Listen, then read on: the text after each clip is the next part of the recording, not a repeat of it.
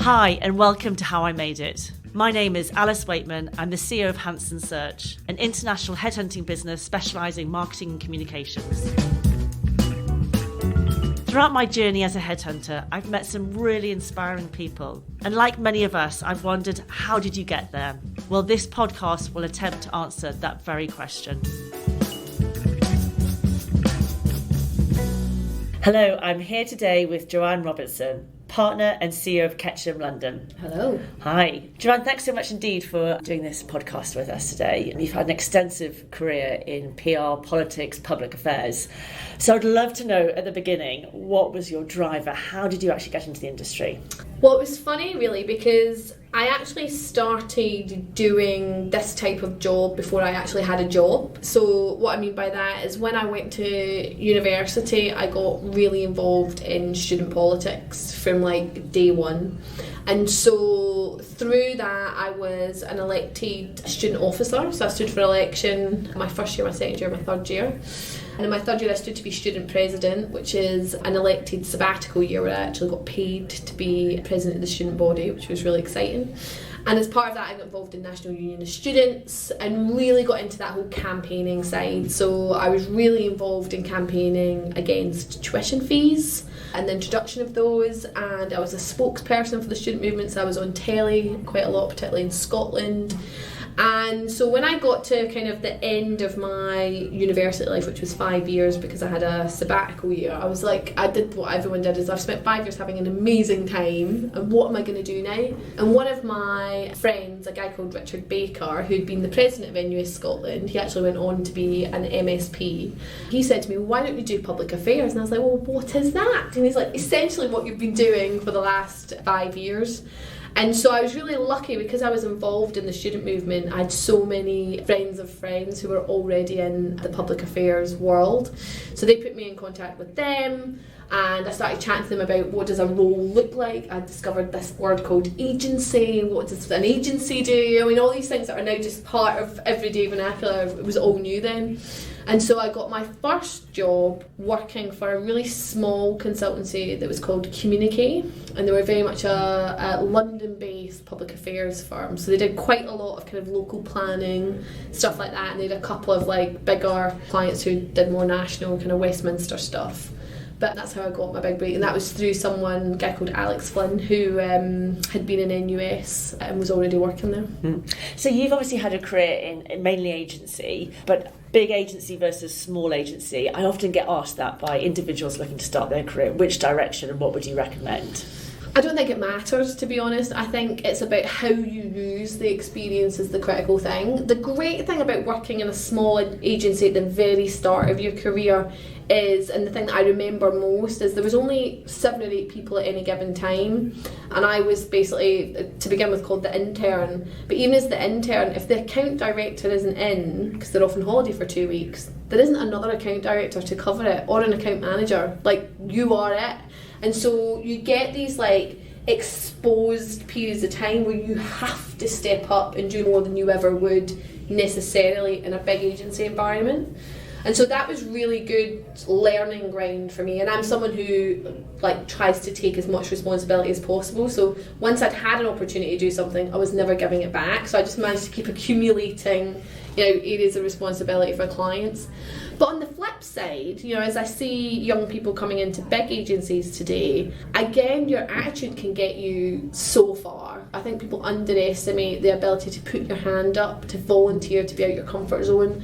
And the benefit of a big agency at the start of your career is the variety. So, in an agency like Ketchum, you can work on a whole number of big brands, from Samsung to Booking.com to Philips to Quorn. The range of clients is exceptional, which you don't necessarily get in a small agency.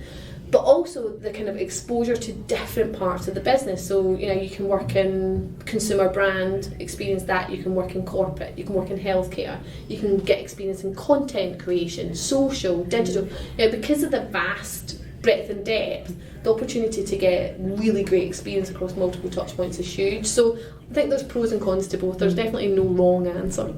So you've literally shot and propelled your way through your career. You are head of public affairs and corporate communications at Weber Shandwick, now CEO London Ketchum. I mean, it's an incredible journey. What was your sort of pivotal point where you really thought you got that break?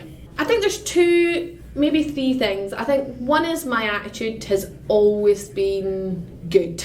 So I've always been someone who's leaned into opportunities. I've always been someone who's put my hand up to be out my comfort zone, experience new things. I really love learning, so it doesn't matter what account I've ever been on, whether it's something I'm incredibly passionate about in my personal life or not. I love learning about new businesses, so I don't ever shy away from working on a piece of business or a different skill set. I mean, I'd say that attitude's got me the majority of the way because I'm always leaning into what opportunity is there. I think secondly, I had a number of different, whether you call them my bosses, my mentors, people in my career who recognised my potential and invested in it. And I think sometimes we misunderstand that as people just kind of paving the path for me, because it was never made easy. And I think that was the critical thing. I had mentors who challenged me to be better, who were really generous in giving me very direct feedback, very generous with their praise, which I respond very well to, it's my personality type, but also very direct when something wasn't good enough. I remember very early in my career when I was a senior account exec at Weber Shandwick, which does feel like a lifetime ago. My boss at the time was Michael Prescott, who was former political editor of the Sunday Times and just come to Weber from that role. And so he was obsessed with quality of writing. And he basically said to me one day, "You are brilliant at everything we do, but your writing's just not good enough." When I look back on it, I think my writing was pretty good. It just wasn't up to the level of the political editor of the Sunday Times. But he gave me that feedback and he was like, "You're not going to progress any further unless you really invest time improving it." And two things happened there. One, I took that really seriously because I was motivated by progression, so I wanted to get over that barrier. But two, he invested time in coaching me. So I would write things, I'd volunteer to write things over the weekend that weren't necessarily my responsibility, and then he would critique it for me. And so we went through quite an intensive period where he really coached me through that. And because I was hungry and willing to learn, he got, something out of that too. So I think sometimes we think mentors are just people who should be positive the whole time and pave the path for you, but I think the best mentors are the ones who can give you the harder feedback that's a bit more difficult to hear. So I had that in Michael in spades, and he's still one of my mentors today, in Colin Byrne, who never shied away from giving me developmental feedback, which I hugely valued. And then here at Ketchum in particular, a guy called Mark Hume, who's taken a lot of time, exactly the same things that he thinks I can improve, and I think that's really important. And then I think the third and final thing is ambition. I think sometimes in our culture, ambition is seen as like a dirty thing. So even people who are really ambitious, they hide it. Whereas I've never hidden my ambition and what I want to do in this industry or in my career. So I was very clear from a very early age that I wanted to be the CEO of a big UK agency. I think that helped me because it was clear where I wanted to go. It was easier for my managers, my mentors, other senior people in the organisations I've worked in to make it clear back to me what I needed to do to get there. So when it was clear I wanted to be CEO at Ketchum, it was very clear they needed me to get way more experience in consumer brand because it's a huge part of our business. I had to understand the clients, the skill sets, the people. And so knowing that, I was given that opportunity to go in and help to run that part of the business. The same with healthcare. And so when you're clear about your ambitions and the career journey you want to go on, I think that helps everybody else to create a path of learning and development and exposure that can accelerate that. Absolutely. It's great hearing that because I think it's total clarity, isn't it, across the business and with you, so you know what path you want to go on. And I think quite a few people are challenged by that. They actually don't know. So now, you as CEO, you're also a working mum, Yes. now 2 children. Is there such thing as work-life balance, and how do you juggle it? No, I don't think there is. I think the word balance is a misnomer and people get a bit caught up in that. I try to think about it more as integration.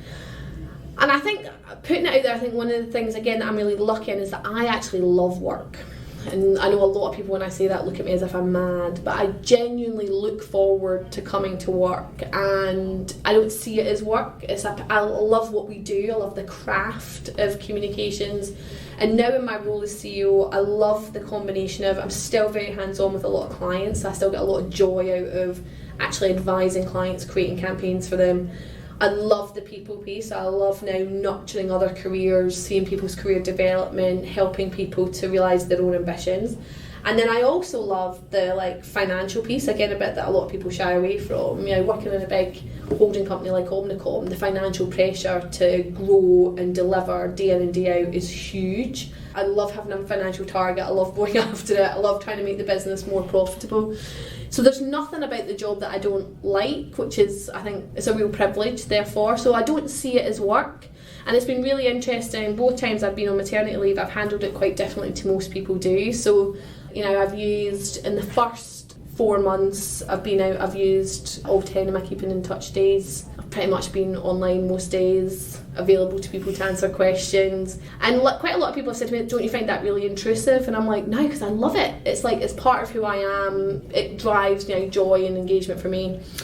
So the way I manage it in a day-to-day piece is I see it as integration, so I don't separate the two necessarily, but I do try to be present wherever I am. And I remember I read an article about this, and it really focused my mind when I came back the first time, because I think if you're trying to be a mum and be a CEO at the same time, that's impossible. So when I'm at work, I try to be present in work. I try to just focus on that. I try not to be thinking about what am I going to do for dinner, or the kids' bed, or whatever it may be. And then when I'm at home, so when I get home, I try to put all my machines away, and I'm just present there for the children at that time when I'm there. There's a integration, but there's a differentiation. The other thing I try to do is keep weekends sacrosanct. So I'm absolutely really happy that if once I put the kids to bed, if I need to get back online. And I always say to people, if I need to, because if I don't need to, I won't. I'll just enjoy watching telly and reading a book or whatever it might be. But I try my best to keep weekends free of work, because I love life as well. So I love having fun, I love being out with the family, I love going out with my friends. So trying to keep weekends out as possible. Now, given that my background is in public affairs, corporate and issues and crisis, sometimes that's not possible if we're dealing with something for a client. But taking that decision on, is this really urgent, is really important. Good, it is, and I think there isn't such thing as balance, and you've got to find the path that suits you and works for your career and your family. And I think communication with your family is key now that when your kids get older, is keeping all that communication going. I think it's fine to also, for each individual to set their own standard, because I keep saying to my people, you don't have to do it like I do it. If you aspire to be a leader in this business and have a family, you might look at me and be like, oh my god, she's crazy, the way that I do it. So for some people that sounds like an absolute nightmare, and that's absolutely fine. There are some people in my business who are very much, I work 9 to 5:30, I really don't want to do out of hours stuff, whatever it might be, or I do a 4-day week, and my Monday that I'm off. There are other people who say I do a 4-day week, but actually I don't mind, actually quite like being contacted. I think it's about setting your own boundaries, and I always say as long as people are producing excellent work and delivering against what's required of them in their role, I don't really care how they do it. Make it work for you personally, because if you are happy in life, then you'll deliver better in work. So having your own individual thoughts and how does it work for me is important. Absolutely, totally agree.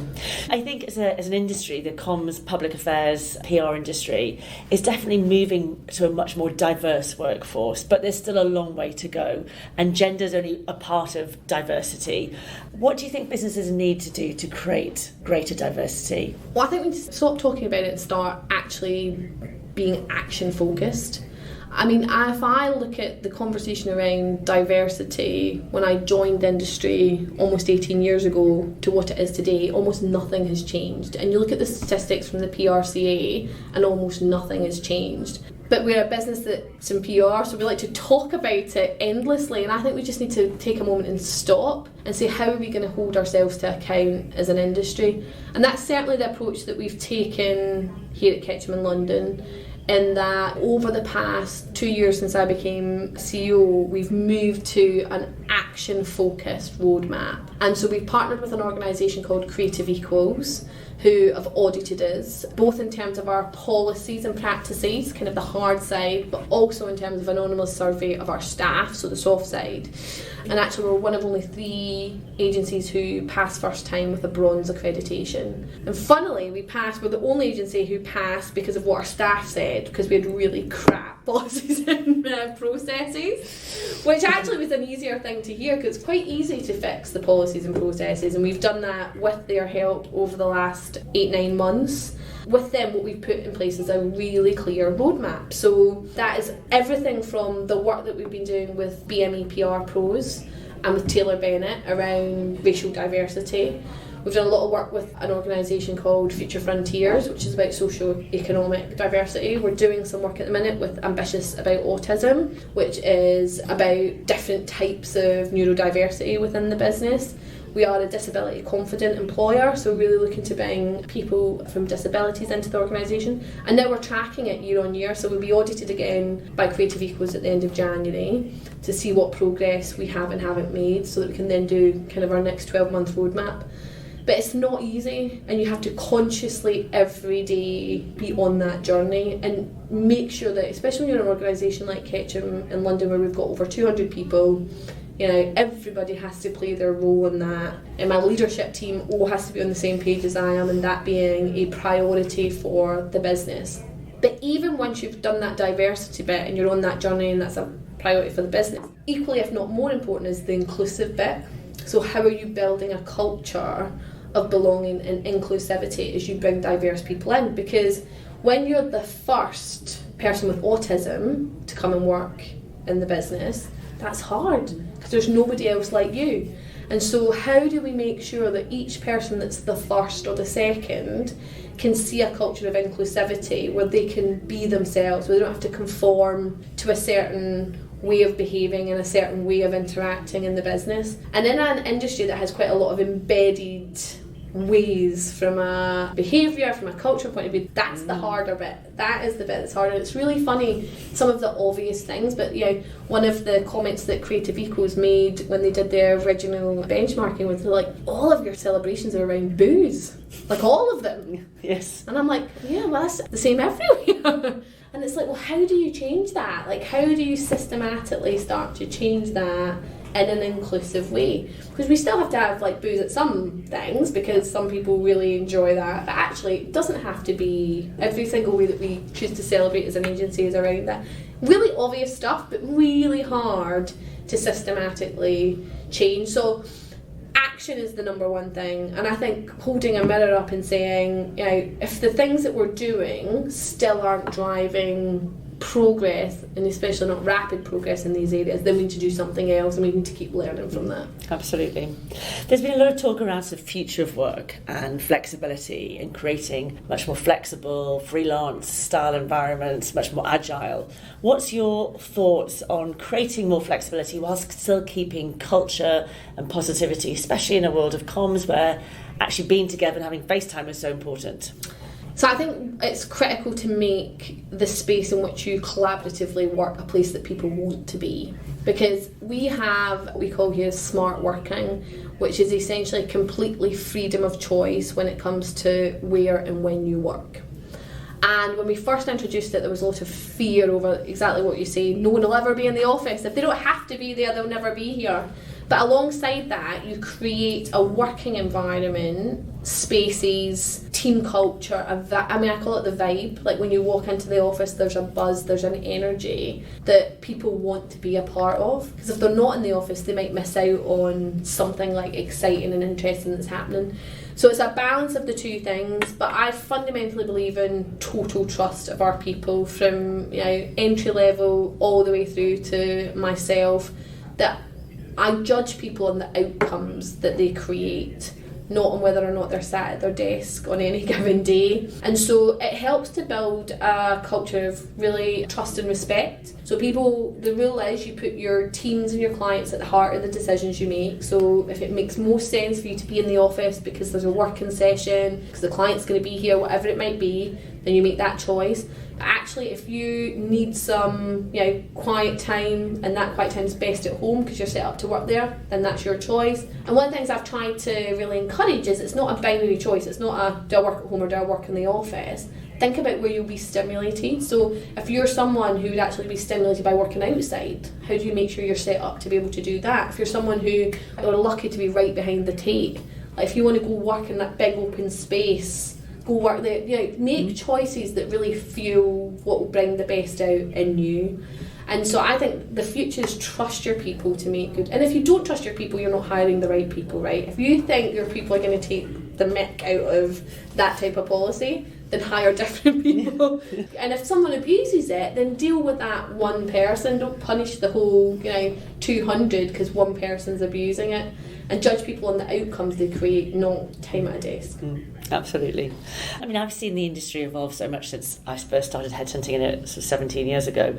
It's obviously going to go through its next iteration. What do you see as the next major trend or challenge that the industry is going to face in the next sort of 12 to 18 months? I don't think it's any different to what it's been for the last 18 years. It's measurement and evaluation and proving our worth, because we are still not there. I'm going to quote an article that I don't even remember. I think it might have been the Holmes Report. An article popped up yesterday when I was at home with my baby girl that basically said, despite the Barcelona principles, the majority of organisations are still using AVE as their main method of measurement, and that is madness in this current environment. There's this constant what came first, the chicken or the egg, because I know that most agencies now, particularly the big agencies, have invested in really world-class data and analytics and research teams. They are capable of doing really quite sophisticated levels of measurement, but often that's the first thing that gets cut from the budget when clients are trying to get to a cost-effective way of doing whatever campaign they want to do. And I think there has to be a coming together that says, if we are going to survive long term and we're going to be seen by the C-suite as a critical part of their business strategy, we have to prove our worth. We have to prove the value that we bring. And it's in different ways, right? And we need to prove that we are driving sales. So if it's a sales organisation we're working with, we're driving product. People are actually making purchase decisions because of the work that we do. We also have to show that we're building affinity, that people love the brand more and are more loyal to the brand than they would have been had we not done the work that we had done. And then we also need to show that we protect the brand. So there is no brand that's immune from external threat of different kinds. So how are we protecting the brand, both from a reputation but also a business point of view going forward? And I think as an industry, if we don't sort that out, then I genuinely believe internally the role of Chief Communications Officer or Head of Comms is going to disappear, because why would an organisation have it if it's not valuable? And the value of our type of consultancies will become less important in what is a dogfight for ever decreasing budget. So I don't think it's any different to it's been, but again, it's a bit like the diversity piece. We spend so much time talking about it, but actually getting to a point where we say, as an industry, we're not going to do a campaign unless it's got this minimum level of measurement and evaluation, unless we can say, we know this is the impact that we had and here's how we proved it. And it's funny because I obviously judge loads of awards, and so I know that it's a challenge for everybody across the sector, because every award that I read, if I come across one that's got impact and has proven it, it is hallelujah, give them all the trophies. It's still finding a needle in a haystack, and it is absolutely our Achilles heel. Wow, that's interesting to hear. So one last question, bit of a fun question. If there's one piece of technology that you couldn't live without, obviously apart from your phone, it's just attached to me 24/7. So an app or something like that enhances your life that you can recommend, what would it be? Oh God, that's such a good question. I'm sure it's an obvious one, but Netflix. I mean, Netflix keeps me sane. Being able to just watch whatever I want to watch at any given moment. It's been a godsend during my maternity leave. Yes, babies to bed. Yeah, well, even when they're awake, yes. Netflix is on in the background. But I think as a platform, its depth and range of content and its commitment to all forms of content is pretty incredible. So couldn't imagine life anymore without it. Brilliant. Well, thank you so much, Jo-ann, for sharing your insights. I've really enjoyed speaking with you today. Thank you. Thank you. That's it for this episode of How I Made It. For more great interviews like this, or information on how we recruit the best talent, please visit our website hansonsearch.com. Thanks for listening and see you next time.